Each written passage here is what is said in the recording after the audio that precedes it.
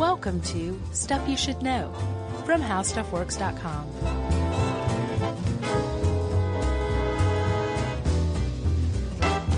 Hey, and welcome to the podcast. I'm Josh Clark. There's Charles W. Chuck Bryant. It's just the two of us today. We had guest producer Tyler in here for a second. He pressed record and left. And it's just us. Yeah, but that's cool. One of us needs to get our index finger working, right? So we can do that.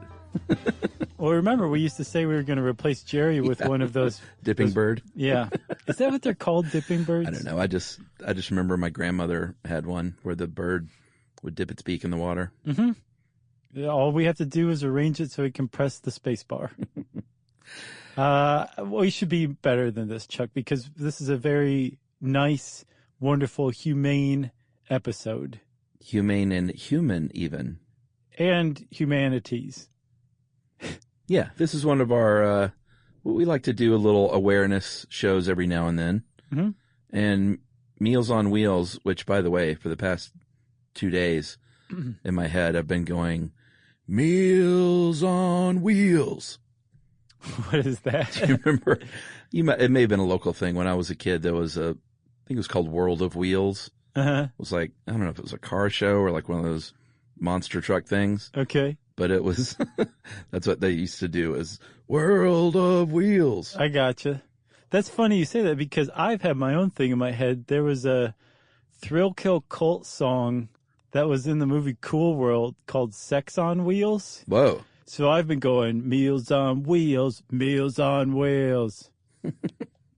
That's weird, though, that we each have just kind of had some weird loop in our heads. Maybe that helps us research. Maybe Meals on Wheels, and we'll get to the funding part of it at the end, but maybe they would have better chances getting federal funding if they had a cool theme song. Yeah, like by the Thrill Kill Cult. Sure.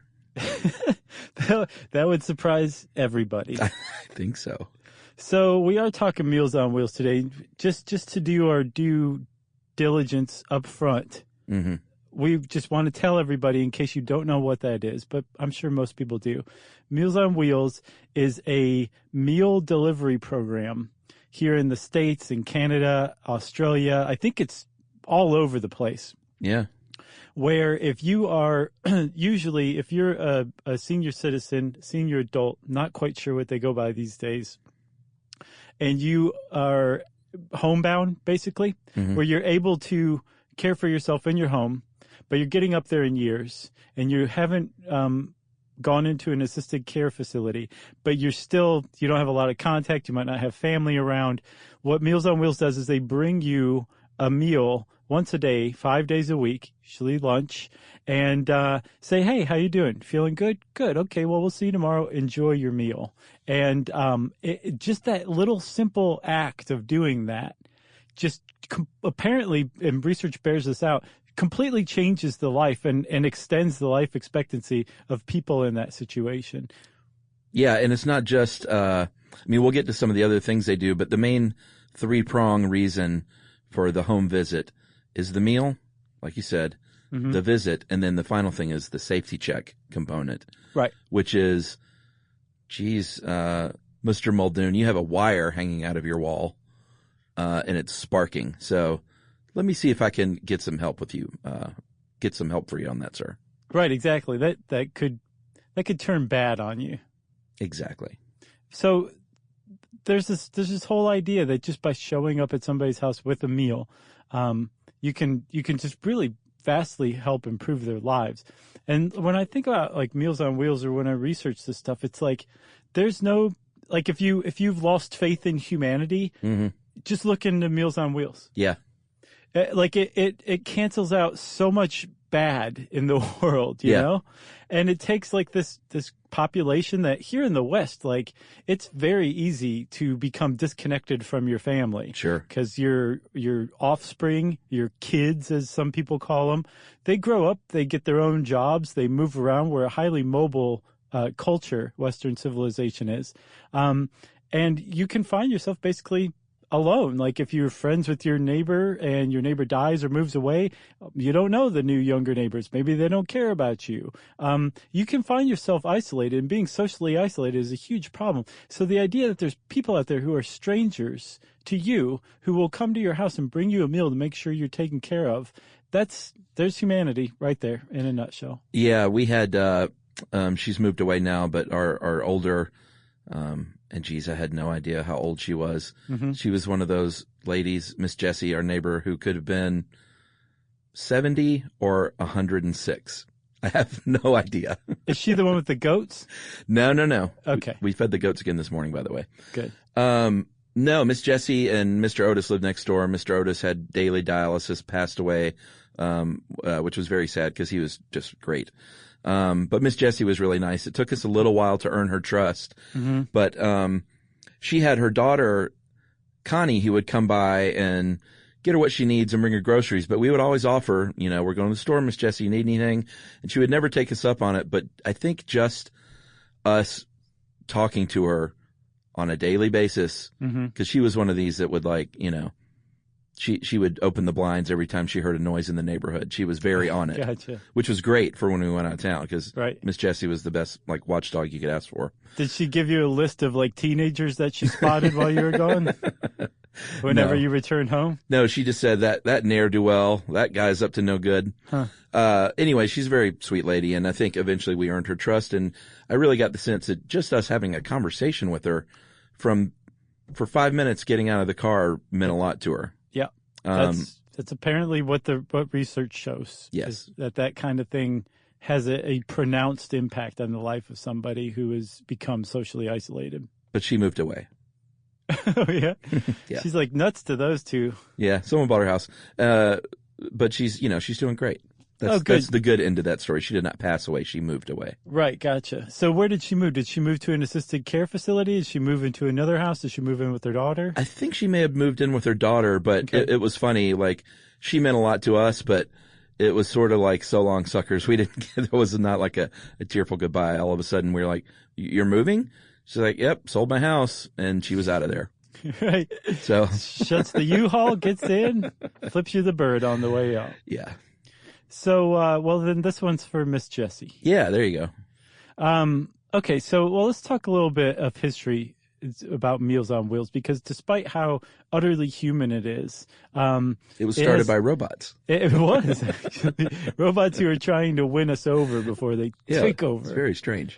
It hasn't been around for as long as you'd think. Although I think that it came about right around the time when the need first arose. Because I was doing some research, and it seems like with industrialization and the rise of factory work, that is where a lot of the schism between our traditional society that was usually agrarian based and this new modern society we live in really began. And around that time is probably when you would have started to have found some isolated seniors as a growing population. Yeah, that makes sense, because I found it interesting that, and we'll dig into the history here, but I found it interesting that it seemed to pop up within about a 15-year period in many countries around the world. Yep. And not because they had heard of it, it's not like they read on the internet in 1954 right. that, hey, someone in England is doing this. So I think that has a lot of merit to it, that the need was there kind of all at the same time. Yeah, and it also kind of underscores just how basically human an idea this is, All right, so World War II, raging. England being bombed, neighborhoods and regions being devastated. It became clear that people, literally just their home or kitchen were destroyed, so they couldn't do simple things like cook the meals they're used to providing for their family. The Women's Volunteer Service for Civil Defense came around, and they said, you know what, we're going to start delivering some meals, some home-cooked meals to people whose houses have been devastated, who can't cook for themselves right now.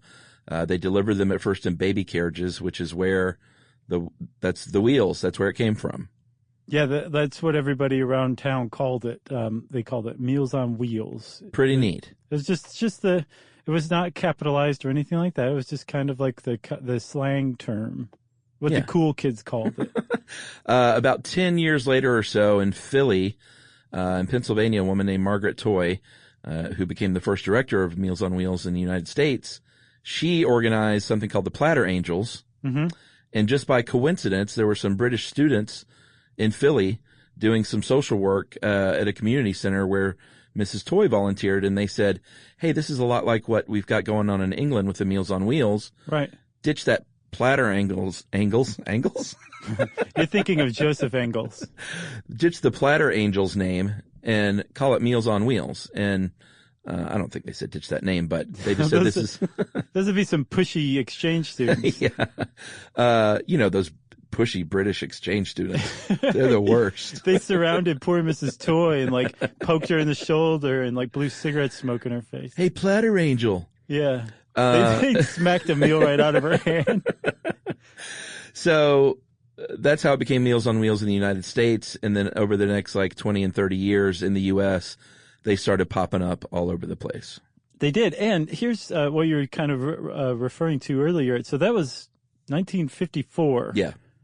That same year in September in South Australia, which is where Adelaide is. Shout out to Adelaide, where the Somerton Man is from, right? Mm-hmm.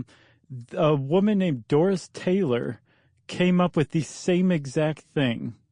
And from what I understand, called it Meals on Wheels as well. Is that correct? Yeah, she was something else, man. Yeah, she was. She was disabled.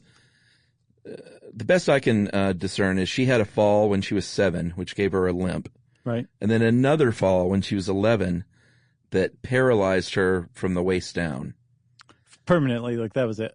That was it. She was wheelchair bound from that point on. Yep, from that point on. And despite the fact that as an 11-year-old in a wheelchair for life, she had a big heart and realized that there was a need to provide for people in her community, just like was going on in America and Britain, and said, hey, what about bringing a meal to people? And then in September 1954, like you said, Meals on Wheels of South Australia, which I had to look up on a map. I figured it was in the South. Yeah, and in Australia. It is, but it's a big chunk of land at least. I don't know how populated it is. Well, if Adelaide's there, it's great. Well, yeah, of course it is. But that has grown. She actually lived long enough to see that grow into a huge organization. And I know they have these all over the world and all over the country here in America, but we just wanted to shout her out. Yeah. Specifically for, being disabled herself and going on to do like just this amazing thing. It's pretty remarkable. Yeah, and so you think like, oh, okay, big deal. She's wheelchair bound. She can use her arms. She can juggle, that kind of stuff. Nope, she had rheumatoid arthritis, crippling rheumatoid arthritis on top of all of this, and so she was just basically. She had no use of any of her limbs, and she still was out there raising like she used her mind to get other people to get off their duffs and help people less fortunate. Yeah. She was an amazing person. It's pretty great. 5,000 clients in South Australia now, 90 branches. Mm-hmm. And this is all because of Doris Taylor. And then Chuck, so speaking of South Australia, you were onto something. Huge chunk of land, not very populated. Adelaide is the capital with just under 1.5 million people, and that's 75% of the population of South Australia as a whole. Well, there you have it. So there's a lot of unused land there. Should we take a break? Oh, sure. All right, let's do it.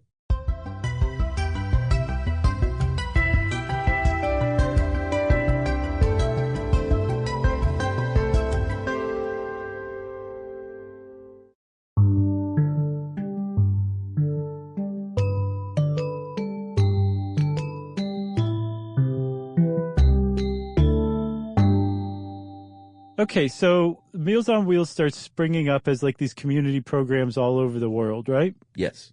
Just because there's a few spiritually aligned do-gooders out there who have this good idea, and it just spreads and spreads and spreads. But the thing that they have in common, aside from the basic, we bring a meal once a day to someone who can't get out of their house, they also had in common that they were community grassroots organizations. Yeah. That's how they operated. That's how they were funded. That was it. And that was the case until, I believe, 1965 with the Older Americans Act, when the feds finally said, all right, okay, a good idea is a good idea. We'll cough up some money for your Meals on Wheels programs. And it's been that way ever since. So customarily, the Older Americans Act provides about 35% of funding for the Meals on Wheels programs in America, I should say. Yeah. And then the rest, it's an early public-private partnership where the rest is meant to come from state and local governments, private donations, foundations, grants, wherever they can get money from.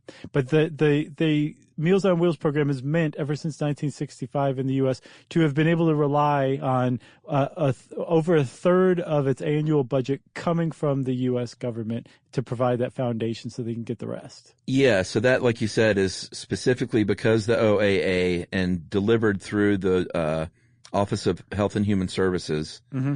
And got to shout out corporate donations because sure. I feel like people like to bag on big corporations, but part of their funding does come from corporations chipping in.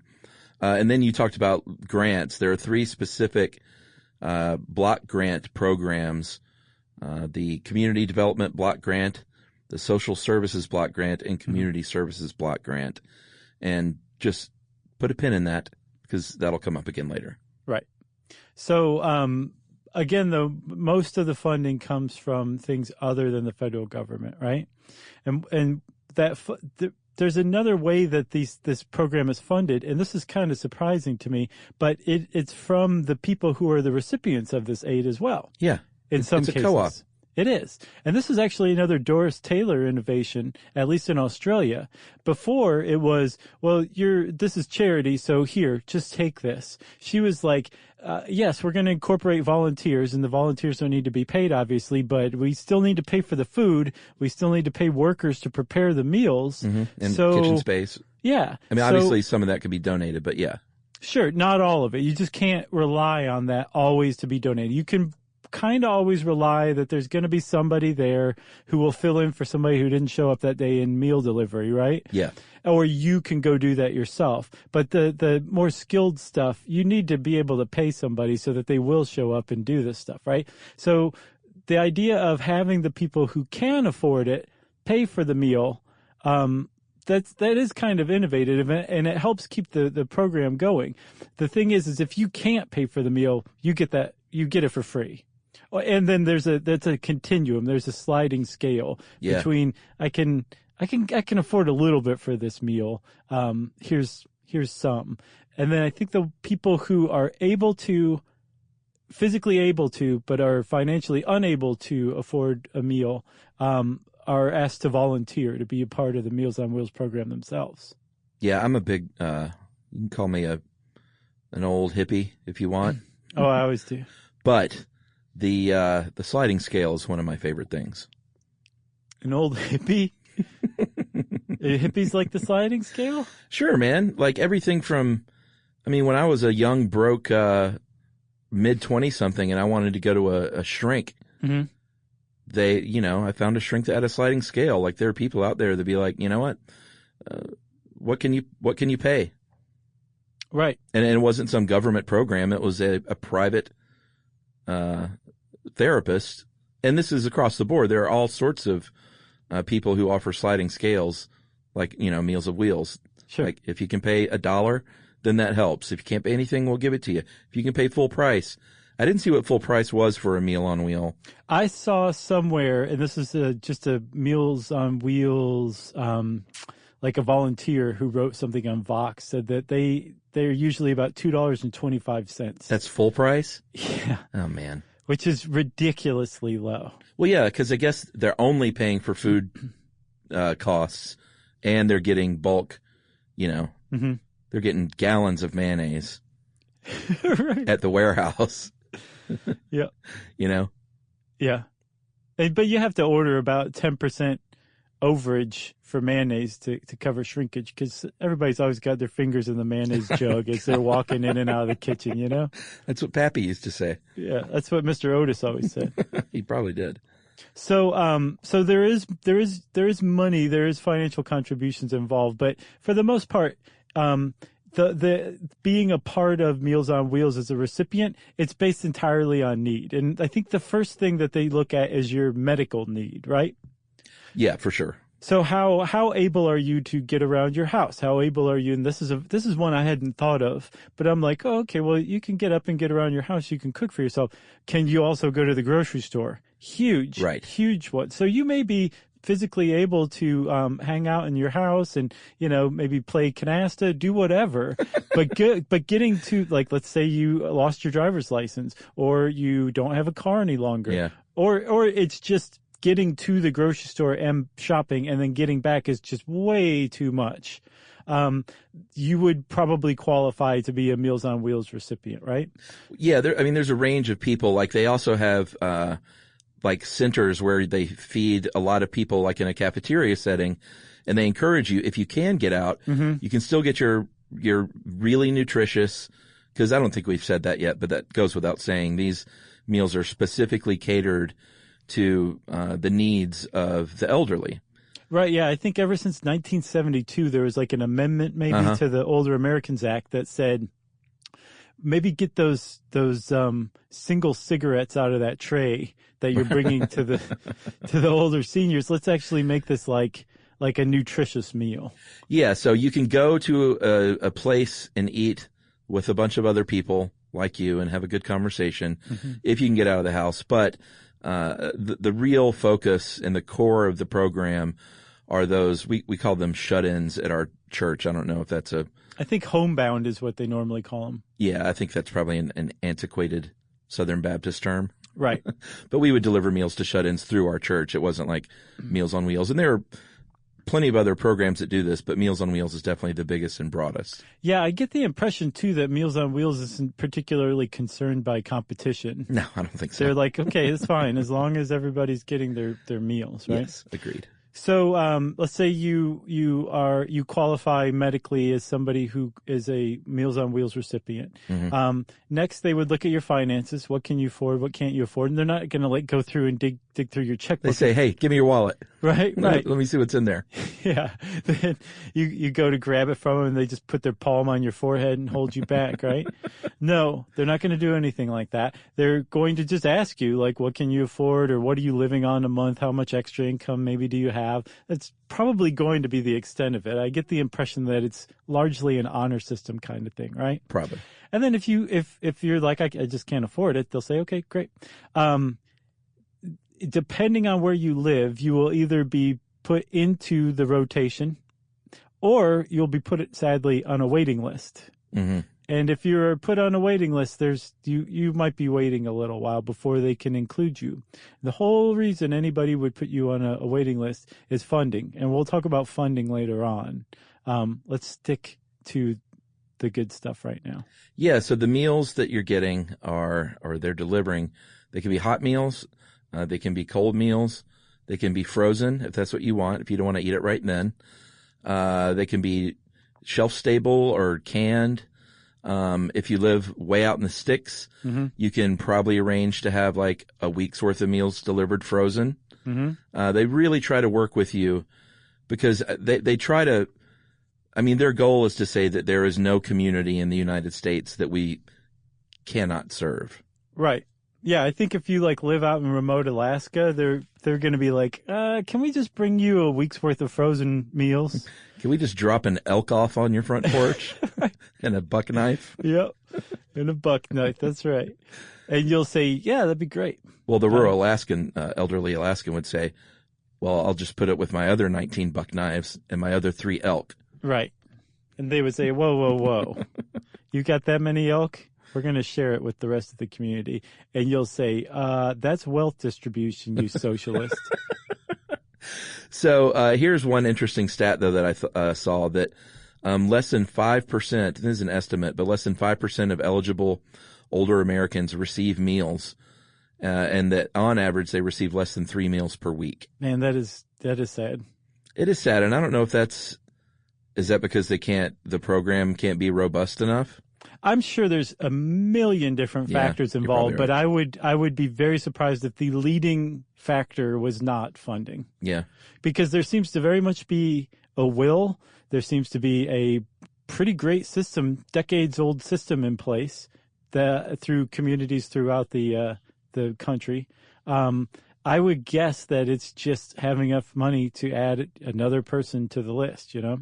Yeah. Boy, that's a sad wait list. I would guess also volunteers they're probably another factor as well.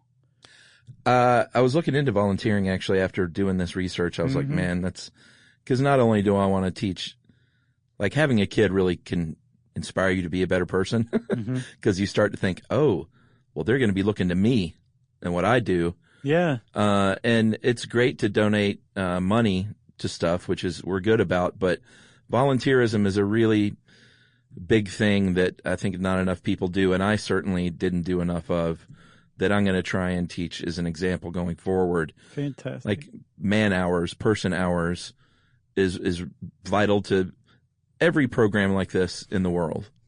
Yeah. Like money is one thing and funding is super important, but it goes lockstep with people showing up and saying, I will help you do this. Yes, that is well put, Chuck. Well put, man. Because, yes, donating money is great. You could be like, wow, we've got 10,000 meals, but they're all just sitting here rotting because we don't have anybody to deliver all of them.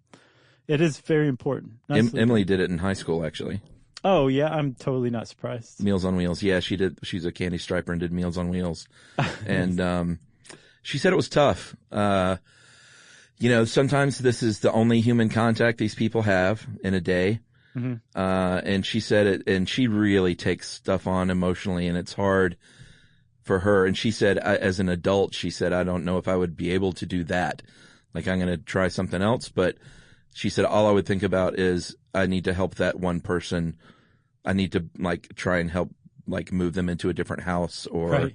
And then the next person, and then the next person. Exactly. Yeah, but sure. she said it's tough to, you know, a lot of these are very, very sad cases.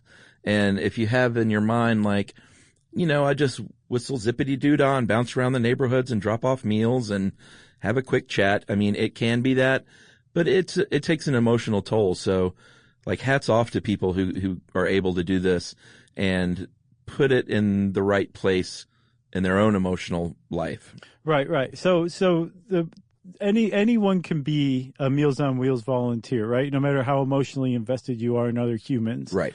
And the reason why anybody can do this is because Meals on Wheels, well, we neglected to say there is an organization called Meals on Wheels of America, and they are basically like the lobbying central umbrella unit of all the independent Meals on Wheels programs. There's like 5,000 of them around the country, right?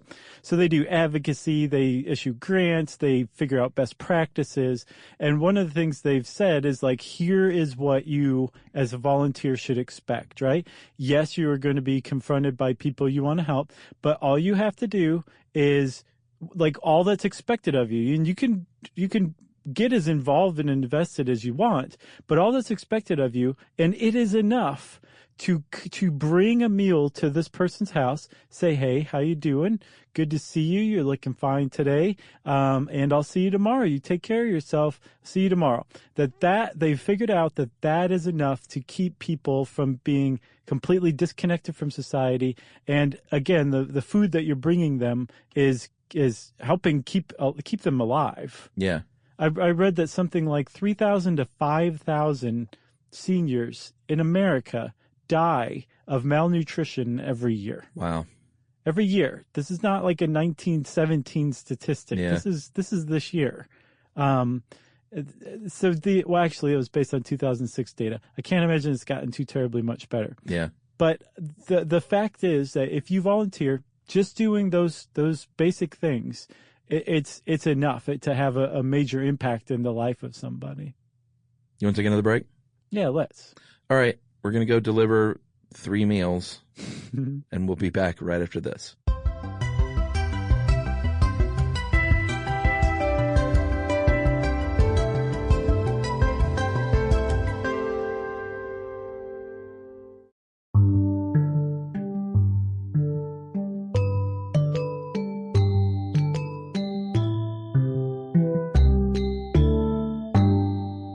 You know, I'm glad you said that before break about this is like what all you have to do, because I didn't want to scare people off by volunteering because of Emily's taking things on emotionally. Like, there are people that will do a great job going out there, checking in on people, and can successfully do that. Does that make sense? Oh yeah, totally. And I'm sure I'm sure Emily would tell you that there's probably recipients out there who are like, good Lord, that person's a jerk, or this person's sweeter than that person, or this person's really easy to talk to. Like, I'm sure just the experience on both sides is different for each interaction as well. For sure. Yeah. I think that was worth saying for sure. Right. We should just say though, when we were talking about what you were expected to do. Yes. So there's basically 3 things you are doing just by visiting. And they said that they can arrange your Meals on Wheels volunteer schedule. If you want to volunteer, just go look up Meals on Wheels America and they will connect you to whoever's got a program going in your community. It's easy as pie. They will, whatever your schedule allows, that's great. They'll take it. That would be fine for them. If it's like, call me if you need somebody to fill in, or I can do this once a week, or I can do this once a month, or I can do this 5 days a week. What they typically say is you don't have to be independently wealthy. You don't have to be unemployed. You can do this on, and typically if you have an hour and a half for lunch break, they can put you on a Meals on Wheels route. Yeah, and they typically try to fit the meal deliveries into that lunch break. And it's a midday delivery. But if you're like, man, I can't get away from my job, so sorry, I can't help you, they'll say, no, we'll find something for you to do after hours. There are always plenty of things to do, whether it's helping out in the warehouse, or if you want to volunteer in the kitchen, you can do stuff like that too. Yeah, for sure. Especially, I would guess, if you have like food prep experience, like actual experience, they would probably say yes, please. I'm sure there is a need for that. Yeah. So volunteering is very easy. The program's really good. What you're doing, again, is you're showing up with a good meal. Usually I saw somewhere it's like a third of the daily calories of people who are receiving the meal. And just that alone is worth bringing a meal for. Even if it's the biggest jerk in the world or you're the biggest misanthrope in the world, just giving them this meal can do things like help them recover from disease faster, or illnesses or conditions faster, keep them mentally acute. There's a lot of just benefits to having like nutrition on a daily basis that you take for granted because you can make a peanut butter and jelly sandwich like it's nothing. But imagine if you can't make it to the store to get peanut butter or jelly, or your hands shake too bad to spread the peanut butter or the jelly, to be able to have that meal. That alone does it, right? But then the fact that they added in these other 2 layers, that there's the like keeping social isolation at bay. Yeah. What they call at Meals on Wheels just a friendly visit, where you're chit-chatting, saying hi, how's the weather? You don't have to be a particularly great conversationalist, but just saying hi, basically. And then, asking them if they need anything, looking around, making sure that they haven't fallen is a big one. Like just keeping tabs on this person 5 days a week. Just having people who are going to their house, it's going to cut down on the amount of time between something happening to them, like a fall, and somebody noticing that they're not answering their door any longer. Yeah, and that's not all. I didn't realize this, but because there are more than 5,000 Meals on Wheels programs in the United States, it really varies per community as to what it's like. But they all fall under that banner. But in some programs, you can get pet food delivered for your cat. Right. Sometimes they can offer home repair services. Sometimes they can offer transportation services if you have to go to the doctor. If there's bad weather coming up, you can get emergency meals. They're just all sort of like hospital discharge programs to reduce readmissions.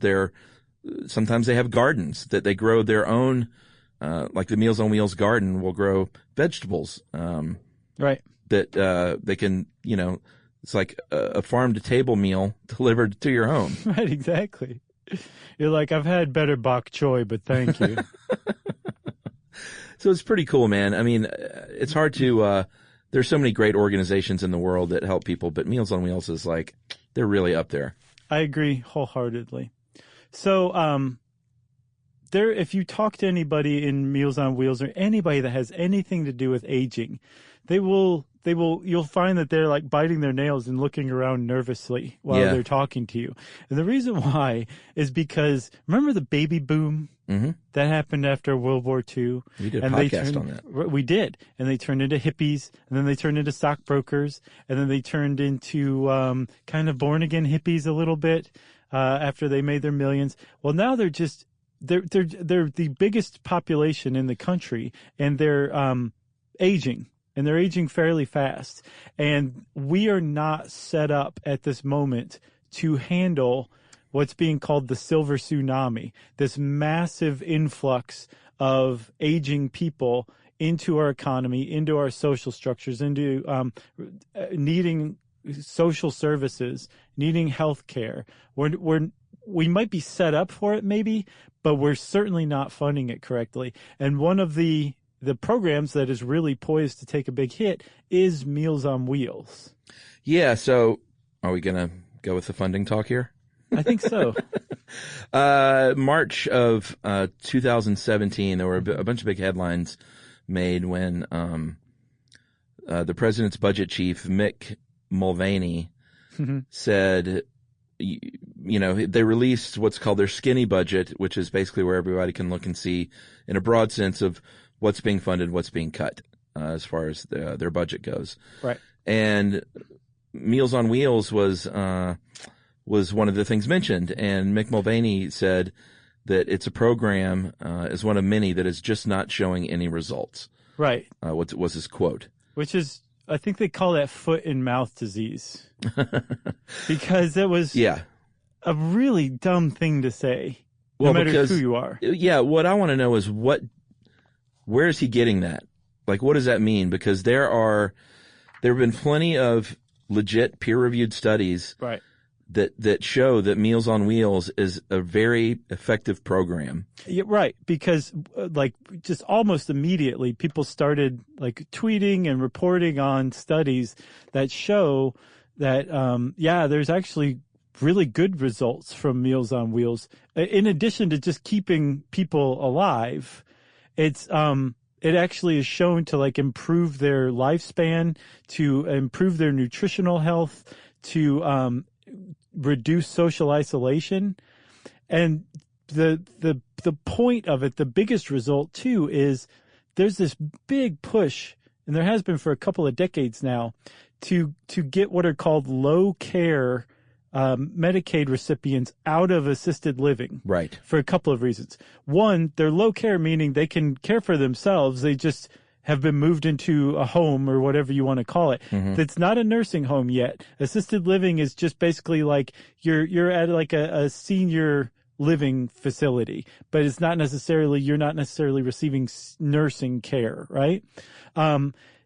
Those people who are low care senior citizens, they can live on their own. And if they live on their own, they cost a lot less to society than if they were in these assisted care facilities. Now, if you're going to encourage people to live independently, what's called aging in place, which means you stay in your home as you age, they have to have a lifeline, a connection to the rest of society. And there's a number of different programs that the Older Americans Act addresses this through, but one of them is Meals on Wheels. So if you're going to have it one way, you got to have the other thing too, is the point. Yeah, there's a few stats here. Here's one. The average cost of a 1-month nursing home stay is equivalent to providing home-delivered meals 5 days a week for 7 years. Yeah. And another one, 2013 study from Brown University said that in most states, increasing Meals on Wheels enrollment would result in a net savings from decreased Medicaid costs from nursing home care. Yeah. And then they found, just literally as far as the health goes, they did, through the AARP, they did a study that said that there were statistically significant differences in health benefits among the three groups of people. People who got meal deliveries, people who didn't, and people who are on waiting lists. Was that the other one? Yep, exactly.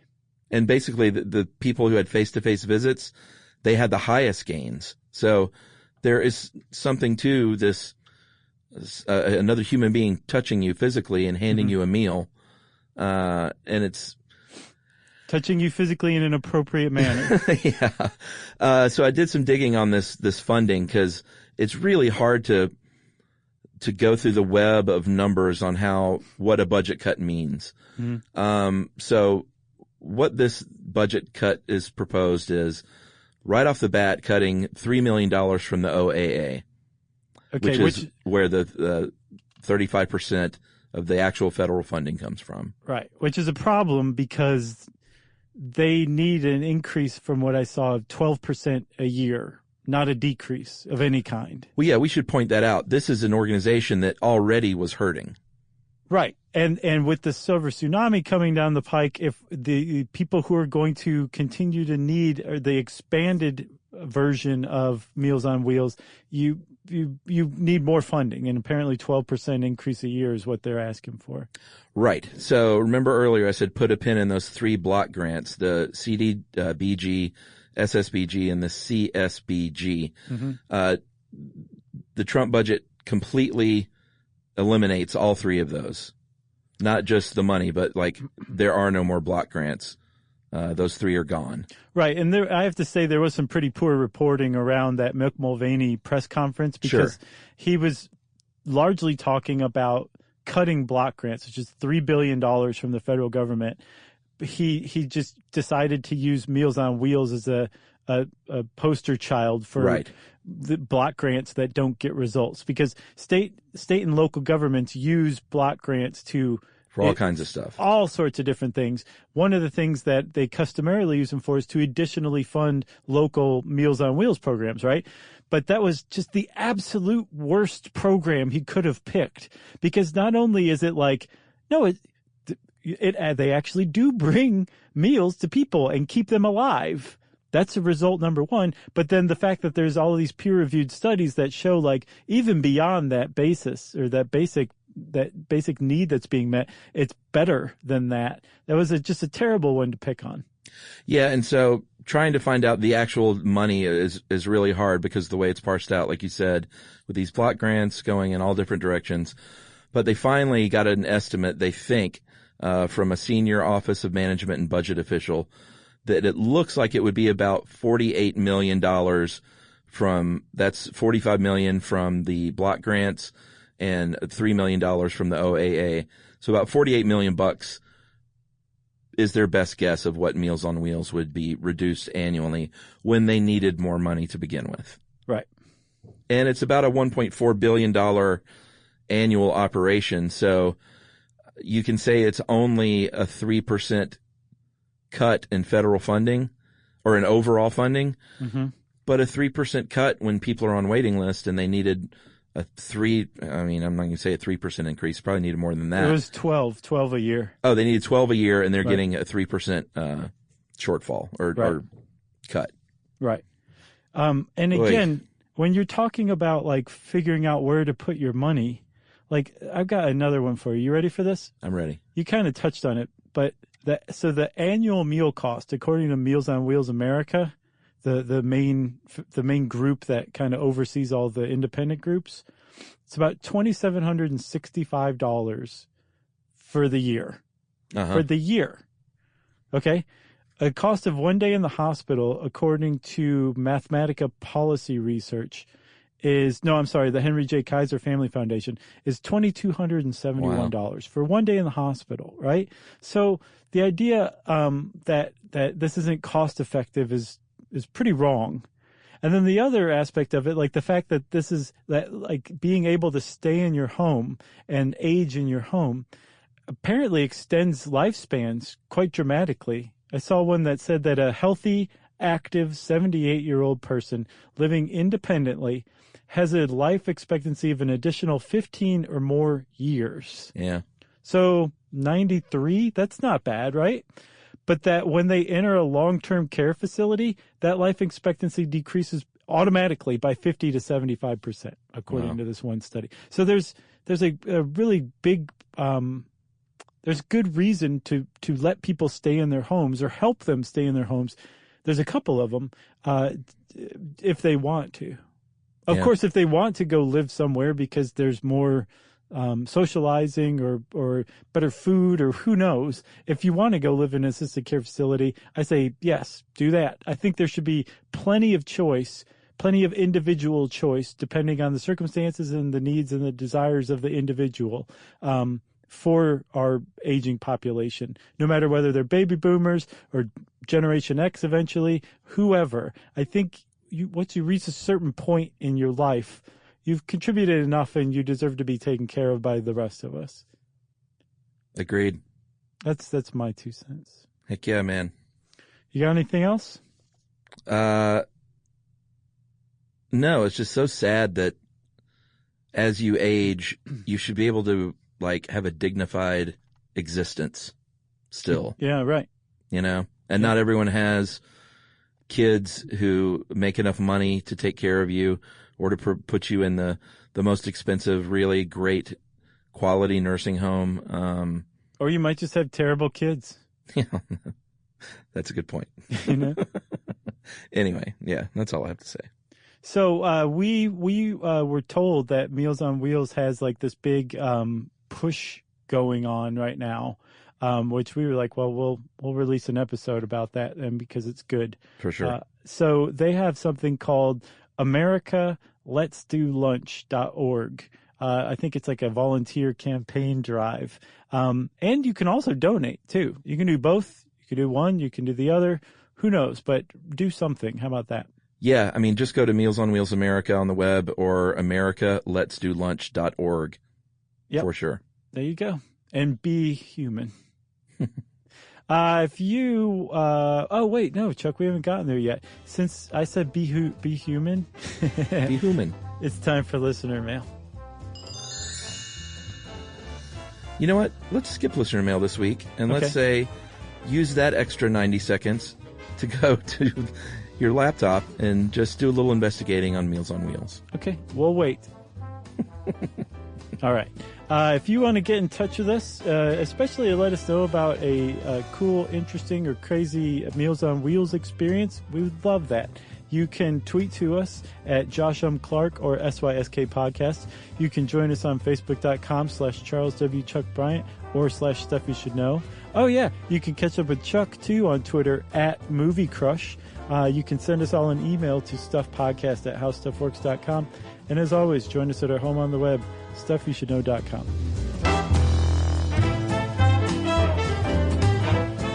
For more on this and thousands of other topics, visit howstuffworks.com.